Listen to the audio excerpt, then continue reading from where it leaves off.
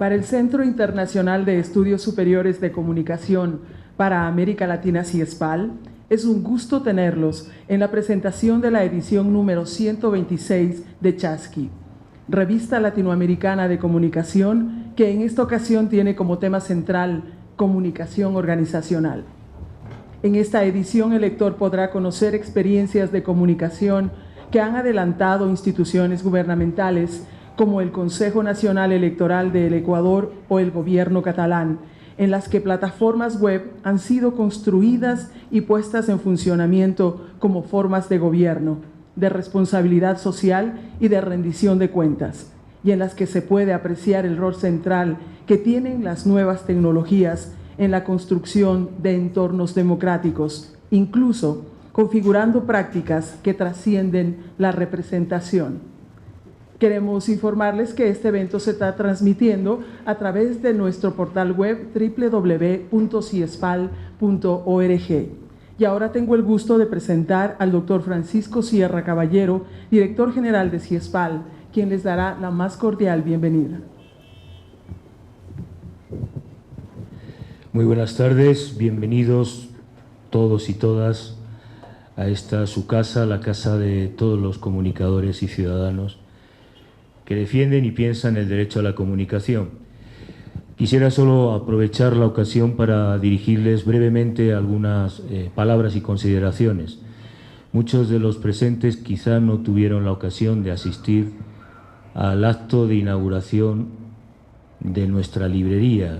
El día de hoy iniciamos un nuevo ciclo en el que cada una de las publicaciones de CIESPAL tendrá su debido lanzamiento, pero también, como habrán visto en el programa que hay previsto, queremos abrir un espacio de debate y de reflexión, sea sobre ensayos de referencia fruto de la investigación de más de 15 años, como el texto de Thomas Piketty sobre el capital en el siglo XXI, sea sobre los retos del desastre ecológico, de la actividad del reportaje de destacados investigadores y periodistas del país, sea sobre uno de los más destacados pensadores e intelectuales de Ecuador, uno de los referentes del pensamiento crítico como Bolívar Echeverría. En definitiva, construir en esta casa, en este espacio, un ámbito de reflexión, de conocimiento y de difusión. Y justamente sobre eso quería señalar la importancia de la inauguración de la librería Rayuela y de este acto de presentación. Sobra decir o hacer una genealogía de lo que representa Chasqui para todos y cada uno de nosotros. Es la revista histórica más antigua, con una aportación de grandes autores, algunos los han visto en ese pequeño spot, como Jesús Martín Barbero, que tendrá su debido homenaje el próximo día 4 de febrero, están todos cordialmente invitados, para inaugurar la Cátedra de Teoría de la Mediación y Estudios Culturales. Autores de referencia que han pensado, que han discutido, que han dialogado sobre los temas fundamentales de la comunicación a nivel regional y que constituye, de algún modo, las actas de la historia del pensamiento y de los debates sobre comunicación en América Latina. Con la presentación de hoy iniciamos un nuevo periodo. Primero, agradecer a Daniel, a todos los colaboradores de este número monográfico, pero también a todos y cada uno de los que trabajan día a día en el desarrollo de Chasqui. Este es el primer número en el que íntegramente se ha hecho evaluación por pares a ciegas, un procedimiento que, como saben, es habitual en el campo académico, pero que en la tradición de las revistas a nivel regional no es tan fácil porque no somos una industria. A diferencia de las revistas de referencia Thomson Reuters, no tenemos capital suficiente, no hemos tenido históricamente capital suficiente para tener revistas indexadas y que sean de algún modo el punto o la ventana en el que reconocerse los propios investigadores. Es paradójico que hoy en América Latina los investigadores tienen que publicar en revistas ajenas, con estilos, normas, con principios y con objetivos y agendas de investigación, por supuesto, ajenas a la propia realidad. Y el reto que tenemos por delante en Chasqui justamente es plantear esa economía política del archivo, junto con este número que por primera vez tiene íntegro el 100% evaluación por pares a ciegas. Iniciamos un proceso para volcar toda la memoria. Y ya les invito a que consulten, la directora de investigación, la doctora Gabriela Coronel, le dará más detalles, pero tenemos por fin volcado todo el acervo digital. Igualmente tendremos en unos meses volcado todo el acervo bibliográfico que ha producido CIESPAL. Creemos en el acceso libre al conocimiento y consideramos que Chasqui es la mejor revista en la región, por historia, por memoria, por los autores que lo han hecho posible, y tenemos que poner en valor de algún modo esa economía política del archivo que habitualmente se ha negado en nuestras culturas y que tenemos que recuperar para validar el propio conocimiento frente a índices como JCR y grandes monopolios como Thomson Reuters, en los que algunos estimamos que hay que plantear un debate político serio sobre economía política del conocimiento, sobre asimetrías en el acceso y difusión del conocimiento. De algún modo, la apuesta por la librería Rayuela es una apuesta por la difusión libre del conocimiento propio, y en ese ámbito tenemos los retos, lógicamente, no solo de validar y difundir todo el acervo digital de Chasqui, sino también intentar mejorar los criterios de evaluación, los procesos de edición. Les anticipo que a partir del próximo trimestre tendremos una nueva revista, un nuevo diseño de la revista Chasqui, una composición y estructura diferente y una filosofía que, en cierto modo, va a plantear debates y agendas sustantivas, garantizando también la formalización, la indexación y la evaluación de calidad para que se reconozca lo que es la historia viva del pensamiento latinoamericano y de la revista en el contexto regional. Esto plantea un debate de geopolítica al conocimiento fuerte que vamos a lanzar aquí en CIESPAL, pero que sin ninguna duda, les anticipo, iniciaremos un camino que van a haber cambios sustanciales, como lo han visto en parte también en la institución, con la inauguración de la librería, para garantizar que esa memoria viva, que ese pensamiento, que esa tradición sea reconocida por los índices de impacto y tenga el alcance que merece por las propias características sustantivas de la investigación en comunicación latinoamericana. Tenemos por delante muchos retos, tenemos un equipo, habrán visto que incluso en estos días cerrábamos una convocatoria para el coordinador editorial de la revista Chasqui. Son muchos cambios, pero queríamos de algún modo ponerlos en común con todos y cada uno de ustedes para que sean copartícipes de esta nueva etapa, de esta nueva misión, en el que tenemos esa tarea. Ya recuerdan el texto clásico de García Canclini de que además de desiguales y diferentes en América Latina estamos desconectados. Y en materia de conocimiento tenemos un grave problema, no circulan.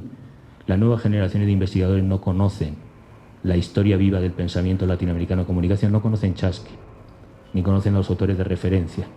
Y una misión que tenemos por delante es justamente poner en valor esa memoria, esa historia, ese conocimiento propio, no solo a través de la web.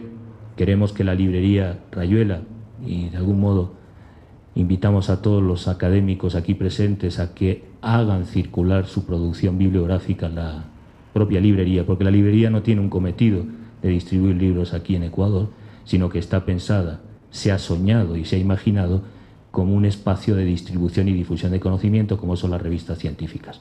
Tenemos ese empeño y, por tanto, también vamos a abrir una agenda fuerte de presentación y lanzamiento de libros de la producción científica, y más adelante tendrán ocasión en otro acto de conocer la nueva etapa de ediciones CIESPAL y de la política de publicaciones. En esa difusión y conocimiento socializado de redes, el tema monográfico que hoy se presenta creo que es vital. Esta mañana asistíamos al encuentro Innópolis en Yachay y a la presentación del nuevo Sistema Nacional de Innovación en el país. Creo que una de las claves características justamente del pensamiento latinoamericano es que siempre ha innovado, quizá por el principio de resistencia y de adaptación creativa, esta lógica de resiliencia para sobrevivir a esa modernidad devastadora del capitalismo, pero el problema es que esas adaptaciones creativas, esas innovaciones no se han difundido, y ahí tenemos un reto en el campo académico, en la universidad, en las revistas científicas, que son insuficientes si hablamos de comunicación en el país, y desde luego a nivel regional para poder desarrollarlo de manera muy efectiva.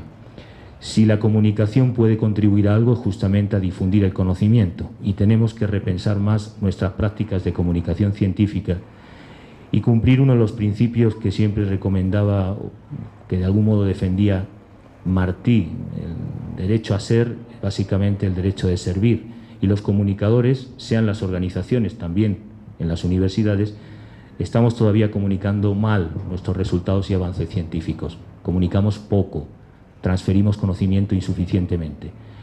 Y es verdad que en los últimos años la mayoría de los países de la región están en una carrera por la publicación de impacto sin necesariamente pensar que la publicación en JCR o Thomson Reuters significa un cambio o alteración en la transferencia del conocimiento hacia la sociedad. Creo que pensar esto es de algún modo pensar el estatuto de la academia, de la universidad, de las revistas científicas, del papel de Chasky, de CIESPAL en la difusión del conocimiento. Nosotros queremos plantear esto en la agenda porque entendemos que teniendo una producción científica de alto nivel, la difusión y socialización de ese conocimiento es insuficiente y que por tanto la labor de las revistas debe mejorar, empezando por la propia, por Chasky, pero también la reflexividad de los investigadores sobre qué entendemos por transferencia de conocimiento, qué entendemos por innovación social, por socializar los saberes, en este caso, de la comunicación. Una de las áreas que aportan, sin una visión excesivamente mercantilista o instrumental, es justamente la comunicación organizacional, que desde los años 70-80 en algunos países ya descubrieron eso que se ha llamado el factor subjetivo, la comunicación, la emoción, los actores, es decir, los sujetos que desarrollan la llamada economía creativa. Sin actores, sin procesos reflexivos en una organización, sea la universidad o la empresa, sin mediación y comunicación, es difícil que ese papel de la ciencia y de la creatividad tenga impacto en el desarrollo social. Creo que es un debate y un tema que se plantea en diferentes facetas en el monográfico, de ello no voy a hablar, simplemente plantearles el reto en la agenda. Tenemos por delante una discusión a fondo de economía política del conocimiento, del papel de la academia, del papel de las revistas. Nosotros estamos iniciando esa carrera, esa andadura, y quisiéramos contar con todos y cada uno de ustedes, no solo como lectores de la revista, sino como autores, como evaluadores, como partícipes y, por qué no, como críticos de esa labor de difusión y socialización del conocimiento, más allá de la formalización, muchas veces neopositivista, de los índices de impacto, de los indicadores de evaluación de calidad y de las políticas de transferencia del conocimiento, de esa llamada economía, mal llamada en ocasiones economía creativa, que replica y produce indicadores y metodologías del norte. Por adelantarles algunas de las ideas que tenemos para la nueva etapa de Chasky, nosotros vamos a recuperar el modo de escritura y el modo de pensamiento latinoamericano, el ensayo, frente a este empirismo y positivismo que se impone en las revistas con formatos estándar a la hora de hablar de investigación. Son criterios que tienen que ver con esa discusión de la economía política del archivo, de la economía política del conocimiento. Por mi parte, además de agradecerles la asistencia, felicitar a la directora de investigación, a todo el equipo humano de CIESPAL, al coordinador y a los autores que han participado en este volumen, que desglosarán en detalle algunas de las particularidades y aportes significativos para el campo académico. Esperamos, habrá llamadas en unos meses cuando tengamos definido ya la nueva estructura y diseño editorial a partir del siguiente trimestre, y recibiremos también propuestas de monografías para seguir trabajando en ese pensamiento, en esa difusión de conocimiento que se planteaba esta mañana en Yachay como un proceso de transformación social. De otro modo, simplemente la carrera de indicadores de impacto y de alcance, incluido para Chasky, no tendría valor si no es para transformar la realidad. Y en ese empeño, justamente el pensamiento latinoamericano se diferencia de la mayoría de la producción de revistas científicas del norte porque aportaba un conocimiento que tenía voluntad o vocación de transformar y alcanzar a la realidad, de tocar lo concreto para transformar las condiciones y ecologías de vida. Creo que ese dicho de José Martí es justamente realizable cuando la publicación, la revista, de verdad cumple ese precepto de ser, en este caso pensar o investigar para servir a los otros. Muchas gracias. Invitamos entonces a la doctora Gabriela Coronel Salas, que intervendrá como directora de investigación y responsable del equipo de Chasky.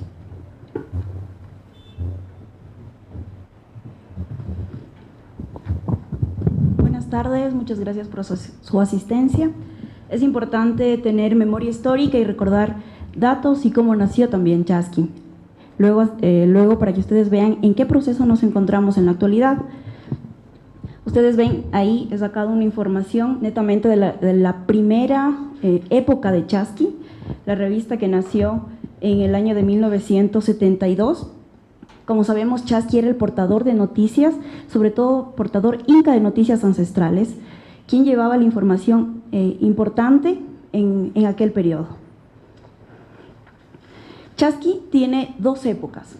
La primera, que va de 1972 a 1978, donde se publican 21 revistas y alrededor de 71 artículos sobre las primeras andanzas de la investigación de comunicadores y periodistas de la época. Luego, para la segunda época, tras un lapso de 2 años, Chasqui reaparece en el año de 1981. En esta época es importante recordar la importancia que tuvo el nacimiento del informe McBride también, sobre todo una profunda discusión sobre la democratización de la comunicación, las políticas nacionales de comunicación y la profundización de derechos sociales. Esto da pie a una de las primeras publicaciones en la segunda época. Y a partir de los años 90 podemos ver que varios artículos provienen ya del orden latinoamericano. Vemos información desde Colombia, Ecuador, México, Brasil, Cuba y así sustantivamente. Con el nuevo milenio, y es lo que nos trae hoy aquí esta tarde, las nuevas tecnologías de información y comunicación rompen lo que es la difusión de conocimiento. Hoy vamos a presentar la revista número 126 ya con un ICBN, en la revista que obviamente lo teníamos, pero también con un ICBN digital, que la revista no la poseía hasta la presente fecha.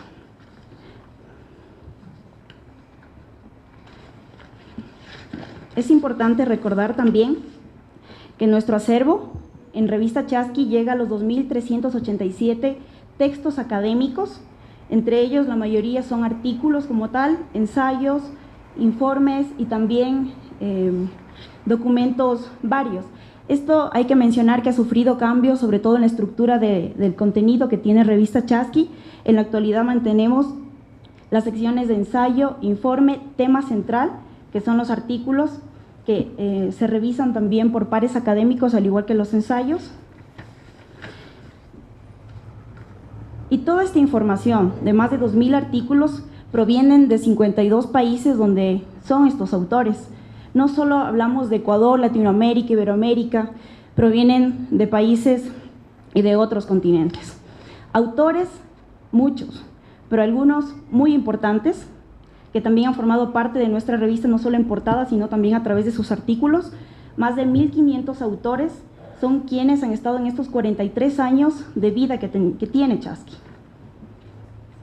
Vemos un sinnúmero de autores como García Canclini, Díaz Bordenave, Jesús Martín Barbero y otros más que han formado el pensamiento crítico latinoamericano en comunicación. En esta nueva etapa tenemos la presencia en la web de la revista. Estamos trabajando bajo la plataforma OJS, que es una plataforma o un software de acceso libre, sobre todo para publicaciones científicas que nos permiten aprobar artículos, subir artículos y que los editores, los revisores, los autores puedan tener esta dinámica de indexación, sobre todo, mejor dicho, dinámica de publicación y de revisión que es indispensable en una revista de alto nivel y sobre todo si es especializada. Además, renovamos un dominio, somos.org, donde hemos volcado también toda la información. Se pueden ver algunas capturas de pantalla, está el último número 126 colgado. Poseemos DOI, que es una forma también de búsqueda del contenido, además de una plataforma con más de 200 evaluadores provenientes de varios países, entre ellos Brasil, España, Estados Unidos, México, y el número sigue.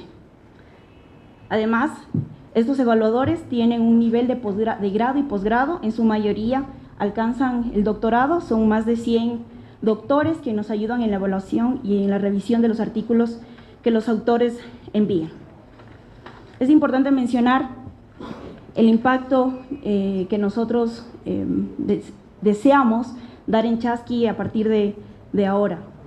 Si bien mostramos unas estadísticas de Google Scholar donde están los artículos más citados, es importante decir que esto es gracias también a la información que circula a través de la web y esto esperamos que crezca también con todo nuestro acervo de colecciones que hemos publicado ya en nuestra página web para que la gente nos visite y pueda descargar libremente la revista y también pueda tener un acceso digital y también impreso. Es así que Chasqui no solo tiene su presencia en la web, sino también en redes sociales. A través de las redes difundiremos cada uno de los artículos, de los autores que también puedan hacer circular ese conocimiento, no solo de la última revista, sino de toda nuestra colección, porque es importante tener esta memoria histórica de las colecciones y de los artículos que grandes pensadores latinoamericanos han tenido. Los invito a revisar nuestra página web, a suscribirse también para los amantes del papel y a revisar todo el contenido que nosotros poseemos en la plataforma OJS y también a cuestionarnos, a preguntarnos y a sugerirnos. Estamos abiertos al cambio y sobre todo a una difusión libre y acertada. Gracias.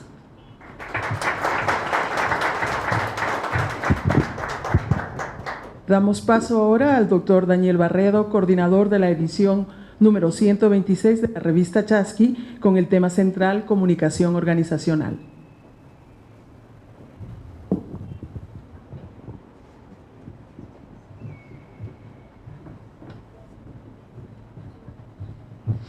Bueno, buenas tardes. La verdad que para mí es un lujo estar esta tarde aquí con ustedes. Doctor Sierra, buenas tardes compañeros.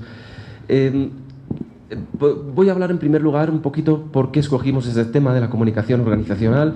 Creo que es la primera vez que la revista Chasqui trata sobre este tema en concreto y que quería un poco de alguna forma justificar la elección del tema y que ustedes vieran un poco, contagiarles o mostrarles por qué es importante, ¿no?, el tema de la comunicación organizacional. Bueno, antes de nada hay que explicar o comentar algo que ya ustedes saben, y es que las instituciones en el siglo XXI se han activado, es decir, cada vez las instituciones, por ejemplo, como CIESPAL o cualquier institución gubernamental, etcétera, tienen la posibilidad de dirigirse directamente y de contactar directamente con sus públicos estratégicos, ¿sí? Y esta es una gran ventaja, verán, porque ahora en el siglo XXI ya los mensajes no están tan filtrados como estaban en las décadas anteriores, ¿no? Por ejemplo, les voy a poner un ejemplo, un ayuntamiento de Chimborazo, ¿sí?, un pequeño ayuntamiento que tenga un presupuesto muy limitado, pues ahora con una página web, sí, puede empezar a mostrar las actividades que realiza el ayuntamiento y un poco de alguna forma involucrar a los ciudadanos dentro de esa comunicación, ¿no? Esta es una novedad porque se está produciendo una horizontalización de la comunicación, ¿sí? Ahora nosotros accedemos a través de las redes sociales y podemos consultar de la misma forma la web de nuestro pueblo como la web, por ejemplo, pues de la Presidencia del Ecuador, ¿no?, lo cual es bastante novedoso. Esta activación de las instituciones, de las organizaciones, está produciendo muchos beneficios sociales. En primer lugar, sobre todo para la comunicación local, ¿no? En este mundo global o local, como lo quieran llamar, las organizaciones locales tienen la ventaja de poder dirigirse también al exterior y pensemos, por ejemplo, ahora que con este tema del fenómeno migratorio hay tantos ciudadanos viviendo de todas partes en los diferentes países, ¿no? Pues pensemos la importancia que tiene esto. Pero además produce un mayor conocimiento. Tenemos un conocimiento más exacto de lo que se está realizando, por ejemplo, pues ese ayuntamiento dentro de Chimborazo, en la provincia de Chimborazo. Hace a lo mejor unos años no hubiese sido esto posible, ¿sí? Ese ayuntamiento, al no tener dinero para pautar en los medios, probablemente su mensaje hubiese sido filtrado y probablemente no hubiésemos podido tener acceso.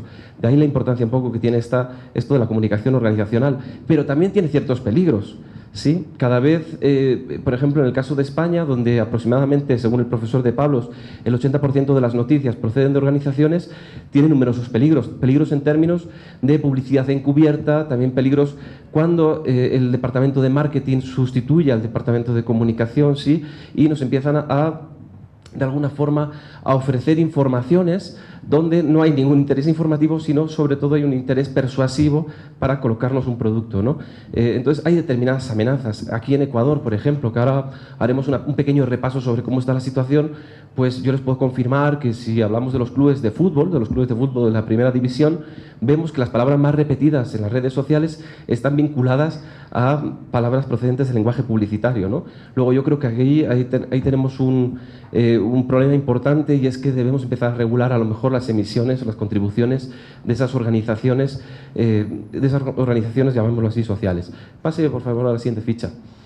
Bueno, ahora estamos en un momento muy interesante aquí en Ecuador, y es que el gobierno está insistiendo mucho con esto de la innovación que es de alguna forma la que nos puede salvar de esta crisis, ¿no?, en la que nos ha introducido la bajada del precio del petróleo, y el cambio de la matriz productiva, ¿no?, en la transformación de la matriz productiva. Pero si no hay antes un cambio de la matriz social, pues pensamos que probablemente no va a poder existir tampoco ese cambio de la matriz productiva, y la comunicación en ese sentido es fundamental, ¿no?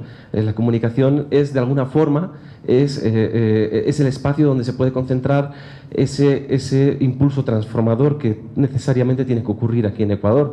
Sin embargo, es curioso, ¿no?, porque la comunicación en Ecuador, según hemos podido percibir en muchos análisis, y ahora vamos a ver una pequeña síntesis, hemos percibido que las instituciones de Ecuador tienden a estar desactivadas, ¿no? ¿Y qué significa esto de desactivadas? Pues, siguiente ficha, por favor. Pues, siguiente, por favor. Pues significa que las instituciones no están cumpliendo con su labor de informar a la gente sobre las actividades y sobre los cambios y las transformaciones que se están dando en el país.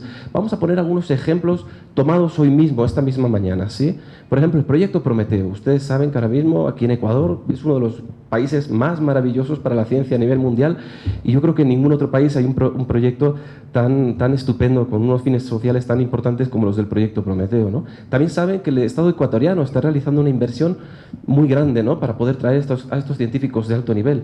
Bien, pues fíjense, esta misma captura, ¿no?, antes, por favor. Sí, esta era la noticia de portada de esta mañana del proyecto Prometeo. Pase ahora sí, siguiente ficha. Y nos hemos dado cuenta que esta noticia fue publicada pues hace aproximadamente mes y medio, ¿no? Con lo cual, ¿qué es lo que están realizando los Prometeos en el país? Pues sinceramente, yo tengo la impresión de que no lo sabemos. En mes y medio, esos 300 y pico profesionales de muy alto nivel, pues no parece que hayan publicado muchas noticias sobre ellos. Falta actualización en los contenidos de las organizaciones, ¿sí? Esta es la primera un poco crítica. Siguiente ficha, por favor. Siguiente ficha, por favor. Bien, de la misma Senestit, por ejemplo, ¿no? Pues ustedes saben que prácticamente todos los ministerios o secretarías nacionales del Ecuador tienen acceso directo a 4 redes sociales, ¿no?, en sus páginas web. Sin embargo, yo me pregunto, ¿qué estrategias hay detrás de este acceso a esas redes sociales? En algunos estudios nuestros hemos comprobado que solamente entre el 1 y el 3% de los ecuatorianos utilizan Flirc, ¿sí? Es decir, ¿para qué nos sirve realmente tener un acceso a Flirc si la mayor parte de los usuarios no tienen cuenta? Pero es que además, siguiente ficha, por favor, si se fijan, por ejemplo, en esta toma de la Senestit, desde octubre del 2014 pues no ha publicado ninguna fotografía. Es decir, si no podemos utilizar una red social, pues es mejor que no la tengamos, ¿no? Es mejor que nos concentremos en aquellas redes sociales donde realmente sí tengamos capacidad de gestión, ¿no?, capacidad de maniobra. Siguiente ficha, por favor. Siguiente ficha. Bueno, yo esta mañana, la verdad que los profesores de la UDLA tenemos muy poco que hacer, porque he estado casi 45 minutos intentando buscar en la página de Yachay los proyectos de investigación que están desarrollando los científicos de alto nivel que hay en esta institución. Realmente no lo he podido encontrar, y les aseguro que he buscado en todos los menús y submenús. A lo mejor es que soy un poco torpe, lo cual es cierto, ¿no? Pero sí también falta, dentro de la comunicación de esta institución, a lo mejor falta una mayor transparencia activa, ¿no?, para que los usuarios un poco torpes como yo pues podamos localizar rápidamente esa información que puede ser muy interesante. Imagínense que si yo llego a ser un inversor extranjero y hubiese buscado esa información para poder invertir en alguno de los proyectos de alto nivel que se están generando en Yachay, pues probablemente no lo hubiese podido encontrar, y a lo mejor hubiese huido para invertir en otra institución, en otro sitio donde sí tenga acceso más directo, esa transparencia activa a esos proyectos de investigación, ¿no? Siguiente ficha, por favor.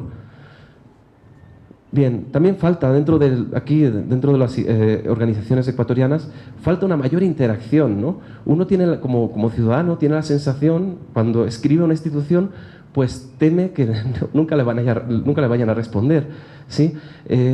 Por ejemplo, de este evento, Innópolis, de la Feria de Innovación, pues ahí pueden ver una captura tomada esta misma mañana, en la cual un usuario pregunta simplemente algo tan sencillo como qué persona es la que, o qué personas, qué expositores hay en tal día. Bueno, en 5 días ese usuario no ha recibido ningún tipo de respuesta. A lo mejor le respondieron a través de email, ¿no? Pero a lo mejor lo interesante es que la institución hubiese dado una respuesta directa, hubiese publicado directamente la inquietud del ciudadano, ¿sí? Aprovechando un poco que tenía este canal digital. Siguiente ficha, por favor. Y bueno, no solamente vamos a hablar de instituciones vinculadas al conocimiento, también de otras instituciones, de otras organizaciones, por ejemplo, de la Agencia Metropolitana de Tránsito, ¿no? Les he puesto esta captura simplemente para hacer hincapié en que falta una mayor diversidad, una mayor creatividad en los contenidos que sí están originando las organizaciones. Fíjense esta captura, ¿no? Ustedes ven ahí una composición pues, que podría haber sido de los años 60 perfectamente si llega a estar en blanco y negro. Esto realmente no produce ningún impacto.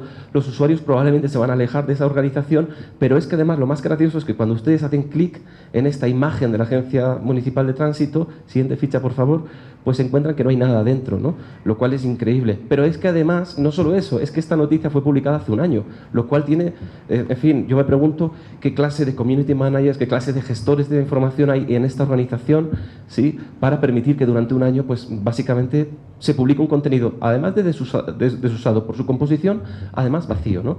Siguiente ficha, por favor. Y de esta misma organización, bueno, pues no sé si ustedes han hecho la revisión vehicular, no sé si han sacado turno para realizar este tipo de trámite. Pues yo esta mañana lo he intentado hacer, sin embargo he dado clic para sacar cita online en la revisión vehicular y me he encontrado algo muy sorprendente, y es que, siguiente ficha por favor, al hacer clic en la revisión vehicular me llevaba a la página para denuncias de los taxímetros, ¿no? A lo mejor para sacar un turno en la revisión vehicular hay que ir a la parte de las denuncias de los taxímetros, lo cual sería paradójico. Bueno, falta un control de calidad, es decir, ¿qué tipo de comunicación estamos mostrando? ¿Realmente estamos gestionando bien la potencialidad que tiene la comunicación digital? Pues un poco preguntas que dejo en el aire. Siguiente ficha, por favor. Por supuesto que también hay iniciativas muy interesantes que se han estado dando aquí en Ecuador, iniciativas creativas, pioneras, me atrevo a decir, aquí a nivel latinoamericano, como por ejemplo Voto Transparente o como por ejemplo la Red Ciudadanía Participativa, ¿no? Son 2 plataformas desarrolladas por el Consejo Nacional Electoral, gracias a Voto Transparente, y creo que la doctora Silva nos hablará un poco sobre ello. Gracias a Voto Transparente ahora tenemos acceso pues, a las hojas de vida, a los programas de los candidatos, lo cual es muy interesante porque eso evita que de alguna forma algunos candidatos, se ha podido dar el caso, que calquen el mismo programa electoral de una provincia a otra, ¿no? O la Red Ciudadanía Participativa, que yo creo que es una iniciativa muy pionera que se ha dado aquí también en el Consejo Nacional Electoral. A través de esta red, pues el ciudadano puede contactar directamente con la autoridad, puede consultar, puede realizar, en fin, determinadas sugerencias, determinadas cuestiones que yo creo que la doctora Silva lo explicará a continuación. Siguiente ficha, por favor. También es un país interesante, por ejemplo, yo creo que uno de los líderes organizacionales más interesantes que hay en América Latina es justamente el presidente Correa, ¿no? Yo creo que el uso que él da a su cuenta en Twitter es un ejemplo de buena gestión, y es una pena que a lo mejor otros líderes que hay dentro de su gobierno, pues no, de alguna forma no sigan, ¿no? Esas tendencias que tiene el presidente de responder a la gente, sí, de interactuar, de emplear un lenguaje sencillo, de preocuparse por ir informando paso a paso sobre lo que va realizando en su día a día, ¿no? Entonces, no solamente queríamos mostrar por las cosas que pueden ir mal o que pueden ser mejoradas, sino también las cosas que están muy bien, de hecho. Siguiente ficha, por favor. Bueno, a modo de conclusiones muy breves, realmente esta revista Chasqui sobre comunicación organizacional lo que hace es, de alguna forma, continuar ese debate que llevamos manteniendo aquí en Ecuador desde hace 2 años, ¿no? Además de publicaciones científicas, de conferencias impartidas aquí mismo en CIESPAL, pues también hemos organizado eventos como por ejemplo el Congreso Internacional de Comunicación en Riobamba, ¿no? Intentando pues de alguna forma pues capacitar, pero también interactuar con la sociedad y pues dialogar, que eso es simplemente lo que hemos hecho. Y también las jornadas internacionales de acceso a la información que se organizaron aquí en CIESPAL, ¿no? Entonces, no es que la revista Chasqui última se presente aisladamente, sino que es de alguna forma una continuación de ese debate que hemos ido manteniendo en diferentes plataformas, en diferentes eventos, etcétera, ¿no? Siguiente ficha, por favor. Un poco como transparentar los criterios y también la autocrítica que he podido tener como coordinador del número. Bueno, los criterios han sido dos. El primero ha sido el de la calidad, ¿sí? En todo momento hemos buscado artículos de alta calidad que estuvieran evaluados por 2 y hasta por 3 pares académicos. Todos los pares académicos, por cierto, que se han buscado han sido con nivel de PhD, con lo cual el rigor ha sido bastante, el rigor exigido, que desde mi opinión ha sido acorde con la trayectoria que tiene Chasky. Y sí que quiero de alguna forma transparentarles en que ha habido una discriminación positiva, ¿no? Es decir, dábamos prioridad en esta edición a artículos producidos aquí en América Latina por encima de artículos publicados en Europa o en Estados Unidos o en otras regiones. ¿Por qué? Pues porque creemos que tenemos que de alguna forma ir contribuyendo más activamente con la investigación, con los autores nuestros. Lamentablemente hemos podido comprobar pues, que hay una baja productividad latinoamericana. Probablemente ha sido baja por el tema, ¿no?, de la comunicación organizacional. Personalmente me hubiese encantado recibir muchas más contribuciones sobre los interesantes fenómenos que se están dando aquí en la región, sobre la comunicación organizacional. Lamentablemente no ha podido ser así, aunque insisto, sí estaba muy claro ese criterio de discriminación positiva, ¿sí? Es decir, de dar prioridad antes a los artículos originados en América Latina antes que a los artículos producidos en Europa. Siguiente ficha, por favor. Y bueno, quiero terminar pues, realmente realizando un pequeño homenaje, si me lo permiten, pues un reconocimiento muy humano y muy personal pues, a los miembros, al principal activo que tiene esta institución, que yo creo que es el personal, la gran familia ciespalina, tanto a la anterior gestión, porque es verdad que la revista la comenzamos durante la gestión del doctor Checa, como también a la actual gestión. Muchas gracias por invitarme. Creo que estoy muy, muy contento de volver a Ciespal y realmente, si es que ustedes me van a dar un pequeño aplauso, yo ese aplauso lo comparto y lo doy directamente a los colegas de Ciespal con quienes después tendremos la oportunidad de compartir, ¿sí? Así que muchas gracias.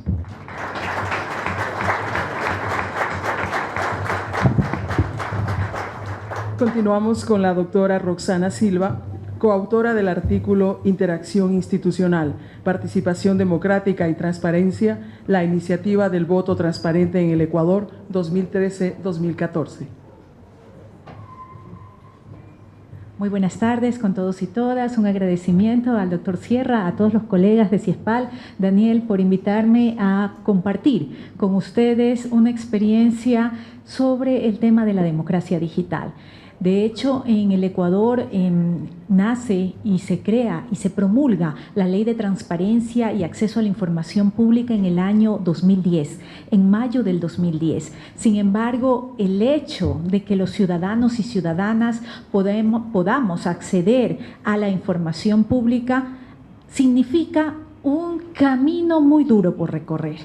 Primero, por las barreras en cuanto al tema de la información y también por el no cumplimiento de las normas, en este caso específicamente de la Ley de Transparencia y Acceso a la Información Pública.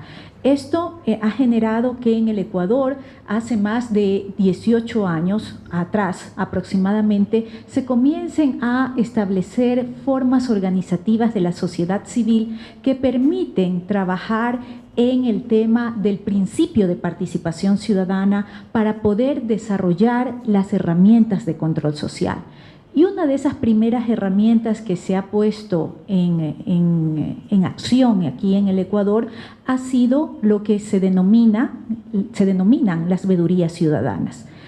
En el caso ecuatoriano, ya específicamente del Consejo Nacional Electoral, y voy a tomar unos minutos para comentarles los antecedentes del voto transparente, luego cuál ha sido la evolución de esta herramienta hasta estos momentos y cuáles son los desafíos que tenemos o que tiene en estos momentos ya la institucionalidad electoral.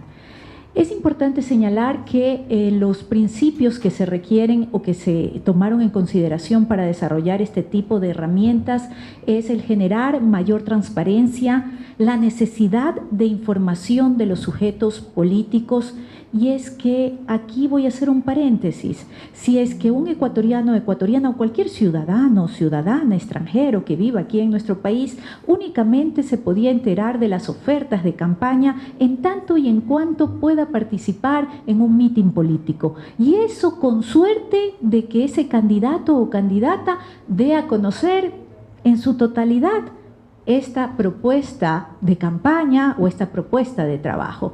Y ahí uno de los retos del voto transparente y también un objetivo, que es el brindar información de los sujetos políticos en cuanto a qué ofertan como candidatos y candidatas, cuáles son esos planes de trabajo que llevaría adelante al momento de ganar las elecciones. Tómese en cuenta que de acuerdo al Código de la Democracia, este es un requisito fundamental para poder inscribir las candidaturas. Sin embargo, así, ¿qué nos pasó en el año 2014, justamente en las elecciones locales? La plataforma Voto Transparente se llevó adelante por primera vez en la historia del Ecuador en el año 2013, es decir, en las elecciones nacionales, en las elecciones presidenciales. Pero en el año 2014, que fueron las elecciones locales, nos topamos con la ingrata sorpresa de un copy-paste de los planes de trabajo de determinado candidato o candidata versus a otro candidato o candidata. Tal es así que ni siquiera se habían cambiado los límites del cantón, por ejemplo, en el caso de un candidato a alcalde. Y eso generó también mucha preocupación por los medios de comunicación y por parte de la ciudadanía.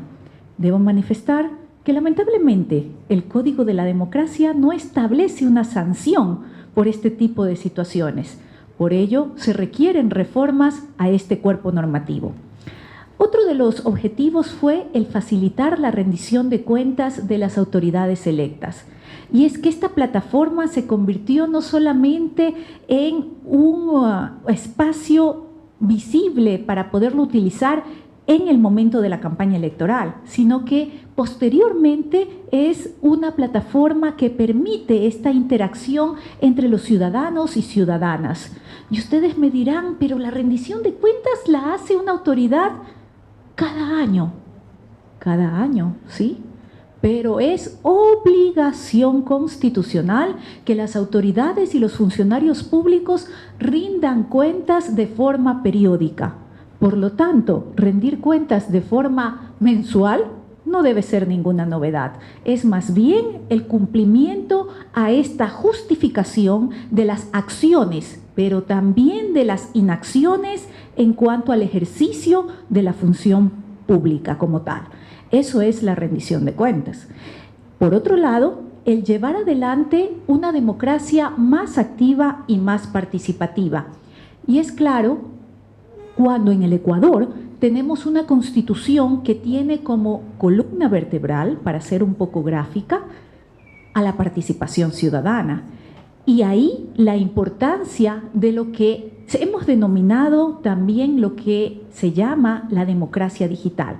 Cómo la democracia digital puede y lleva adelante procesos de una interacción activa entre las autoridades y los ciudadanos y ciudadanas.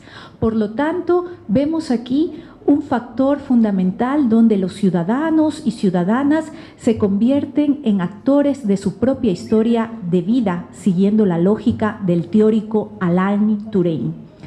Asimismo, utilizamos las tecnologías de la información y la comunicación y, como les decía, esto nace a partir de una iniciativa que se la presenta al Pleno del Consejo Nacional Electoral, que es la máxima instancia, que está compuesta por 5 consejeros y consejeras, 3 varones, 2 mujeres. En esos momentos fue en el año 2012 cuando se presenta esta iniciativa para poder generar en esta plataforma no solamente información en cuanto a los planes de trabajo de los candidatos, sino también información de las organizaciones políticas, sus emblemas, su estatuto, sus principios ideológicos, entre otros. Pero también pusimos información sobre las hojas de vida de los candidatos y candidatas. ¿Y por qué? Porque el Código de la Democracia establece que en las elecciones primarias deben adjuntarse las hojas de vida. Sin embargo, para la inscripción de las candidaturas no hay este requisito específico, pero nos sucedió algo sorprendente, y es que en las primeras hojas de vida que fuimos publicando, comenzaron ya los candidatos a llamar a la institución a decir: yo quiero poner mi hoja de vida, que se conozca mi hoja de vida por parte de la ciudadanía. Por lo tanto, esto genera también una facilidad para que los ciudadanos y ciudadanas puedan tomar las mejores decisiones, pero con conocimiento de estas ofertas o propuestas de trabajo. De ahí entonces que hay un eje transversal durante todo este proyecto, que es generar principios de transparencia y más aún del cumplimiento del Código de la Democracia y de la Ley de Transparencia y Acceso a la Información Pública. En el año 2013 nos pasamos con el equipo de trabajo visitando a varias provincias del país para sensibilizar a las autoridades y a las organizaciones políticas y a los candidatos para que pongan su información. Pero también pudimos publicar cuáles fueron los cambios que han tenido algunos candidatos en cuanto a haber participado primero por tal organización política y luego por este partido político. Desde el año 2009 se tiene información de lo que se conoce aquí en la sociedad ecuatoriana generalmente como los cambios de camiseta. Es decir, participaban por una organización política en determinado momento y luego se cambiaban a otra organización política, y eso también permitió que los ciudadanos puedan tener esta información histórica. De allí entonces la importancia de este tipo de iniciativas que se han generado desde el Consejo Nacional Electoral para promover e impulsar prácticas transparentes desde las organizaciones políticas y también incentivar una participación activa de la ciudadanía, además de proveer la información de los sujetos políticos. Ustedes podrán ver aquí, hay una lámina y los invito a visitar www.vototransparente.es para que conozcan más sobre esta iniciativa que busca fortalecer la transparencia, generar espacios de reflexión y motivar la participación, que es justamente el uso de las tecnologías de la información y la comunicación por parte de los ciudadanos y ciudadanas. Es una plataforma virtual que provee información clara y concisa sobre actores políticos y también nos permite conocer a los candidatos luego de las elecciones. Sistematizamos la información y tenemos conoce a tu autoridad electa, conoce a tu organización política.